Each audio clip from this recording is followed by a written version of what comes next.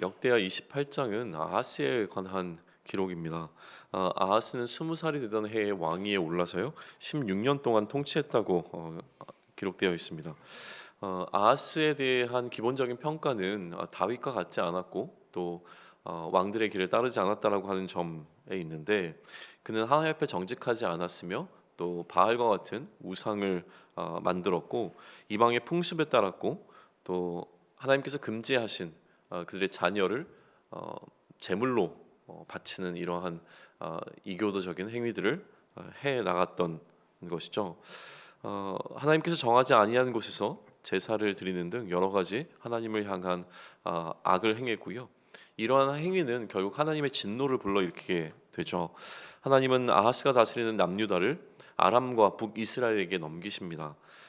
남유다가 하나님을 버리니까 하나님도 이들을 버리신 것인데요. 하루 만에 12만 명이 전사하게 되는 대패를 하게 되어집니다. 12만 명의 죽음이라고 하는 것은 우리가 상상할 수도 없는 어떤 일인데요. 이 과정 가운데서 아하스의 아들과 또 국내 대신 또 총리 대신이 살해되게 되죠. 북이스라엘은 이제 남유다의 재물을 약탈하고 여인들과 아이들 20만 명을 종으로 끌고 가게 됩니다. 이때 하나님께서 이 상황 가운데 오뎃이라고 하는 선지자를 통해서 개입하시게 되는데요. 오뎃은 사마리아에서 활동했던 선지자인데 사마리아로 돌아오는 군대를 맞아서 하나님께서 남유다의 범죄에 진노하셔서 이처럼 북이스라엘이 대승을 거두게 하셨지만, 북이스라엘은 그러면 하나님 앞에서 범죄함이 없는지를 돌아보라고 지적을 합니다. 너희도 하나님 앞에서 동일하게 범죄하였으니 지금 너희가 끌고 온 20만 명의 포로들을 돌려보내라라고 이야기를 하는 거죠. 그리고 이 이야기에 반응했던 북이스라엘의 리더들 가운데 몇 사람이 이처럼 포로를 끌고 돌아오던 군대를 막아서게 되어지고요. 만약 이 포로들을 끌고 오게 되면 우리의 죄와 허물이 없었던 것이 아닌데 그것이 훨씬 더 커지게 되니까 하나님의 진노를 우리도 이 남유다와 마찬가지로 피해갈 수 없을 것이라고 이야기를 하면서 이들을 돌려보내기로 결정을 합니다.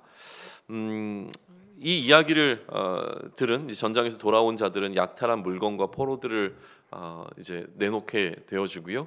앞서 이들을 막아섰던 리더들이 이 포로들을 이끌고 예루살렘에서 가까운 여리고성까지 에스코트에 가서 남유다의 형제들에게 돌려주고 다시 사마리아로 되돌아옵니다. 한편 그 이후에 아하스는 아수르에게 도움을 요청을 해요. 왜냐하면 에돔 사람들과 블레셋 사람들이 유다를 치고 그의 백성들을 사로잡아 갔기 때문인데, 아하스는 이후에도 하나님께 계속 범죄했기 때문에 하나님께서 이처럼 남유다를 낮추셨다는 표현을 사용하게 되어지는데, 계속 하나님께서는 남유다에 이러한 이방의 나라들을 들어 하나님의 진노와 하나님의 마음이 어떠한지를 알려주고자 하셨던 것이죠. 하지만 아수르는 이 남유다를 돕지 않고 오히려 남유다를 공격합니다. 아하스는 아수르 왕에게 제물을 바쳤지만 이러한 행위들이 하나도 소용이 없었던 것이죠. 하지만 이러한 상황에서 아하스는 그의 마음을 돌이키기보다는 하나님께 더 범죄하게 돼요. 하나님이 아닌 자신을 친 이 다메섹 신들에게 제사하기 시작한 것이죠. 왜냐하면 자신을 압도한 이러한 힘의 근원이 그들이 섬기고 있는 그러한 신들에게 있었다라고 봤기 때문에 하나님께 돌아오기보단 자신을 힘으로 제압한 그 나라의 신들을 섬기기로 결정하는 잘못을 범한 것이죠. 아하스는 죽고 그의 아들 히스기야가 왕위에 오른 것으로 오늘 28장은 이제 마무리가 되어집니다.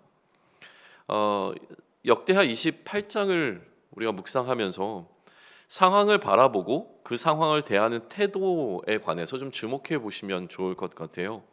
아하스가 하나님께 범죄하자 하나님은 남유다에 진노하셨고요. 남유다 심판의 도구로 북이스라엘을 사용하셨죠. 그러나 북이스라엘은 자신들이 얻은 승리에 취하게 됩니다. 그러자 선지자들을 통해서 너희들은 남유다와 같이 범죄하지 않았는지를 돌아보라라고 하는 메시지가 선포가 되어져요. 북이스라엘은 자신들의 어떠함 때문에 승리를 얻었다고 생각했을 수 있습니다. 그러나 너희들에게는 범죄함이 없었는지를 살펴보라고 하는 메시지가 들려질 때에 북이스라엘의 리더들을 중심으로 이 메시지에 반응하고 결국 그들이 포로로 끌고 왔던 이들을 되돌려 보내게 되어지죠. 이러한 상황에서도 아하스는 그 마음을 돌이키지 않았습니다. 오히려 더 큰 힘과 결탁함으로 하나님의 심판을 대비하려고 했던 거예요. 하나님께서 이후에 다른 나라들을 통해서 자신을 치려고 하실 때에 그는 이방의 힘을 빌려서 더 큰 힘으로 그것을 막아서고자 했던 것이죠. 그러나 오히려 하나님은 아하스가 의지하려고 했던 그 힘으로 아하스를 무너뜨려 버리십니다. 그럼에도 불구하고 아하스는 하나님께 돌아오는 것이 아니라 자신을 굴복시킨 그 힘을 자신의 신으로 섬기기로 결정합니다. 이러한 아하스의 모습은 갑갑함을 우리에게 전해주죠. 하지만 우리는 역시 동일한 질문을 던져야 할 것 같습니다. 아하스에게서 우리의 모습이 보이지 않는가라고 하는 부분이에요. 우리는 과연 아하스와 다를까라고 하는 겁니다. 우리가 추구하는 것은 무엇이고 의지하고 있는 것이 무엇인지를 다시 한번 돌아볼 수 있는 계기를 마련하면 좋겠습니다. 하나님이 아닌 어떤 것을 동경하고 의지하고 있다면 오늘 우리는 아하스와 같은 잘못을 범하는 것이 아니라 그것을 내려놓을 수 있는 결단함을 통하여 하나님께 돌아올 수 있는 지혜가 있었으면 좋겠습니다. 굉장히 매력적이었던 것 같습니다. 아하스가 추구했던 그 힘이라고 하는 것은 너무나 매력적이기에 그것을 놓아버릴 수가 없었던 것이죠. 아하스가 연약했기도 했겠지만 세상의 질서라고 하는 것은 그만큼 매력적인 것입니다. 오늘 우리는 또다시 세상의 중심에서 세상의 질서로 움직이고 있는 우리의 삶의 자리를 살아가야 합니다. 세상이 가지고 있는 것들은 굉장히 매력적이어서 그것들은 우리의 시선을 사로잡을 것이 너무나 분명합니다. 그러나 그 상황 가운데서 우리는 여전히 우리의 중심을 지키고 하나님으로부터 벗어나는 것이 아니라, 그래서 세상이 추구하는 것을 동경하는 것이 아니라 오히려 하나님이 진짜라고 하는 사실을 드러낼 수 있는 삶을 살아내는 저와 여러분이 되기를 소망합니다.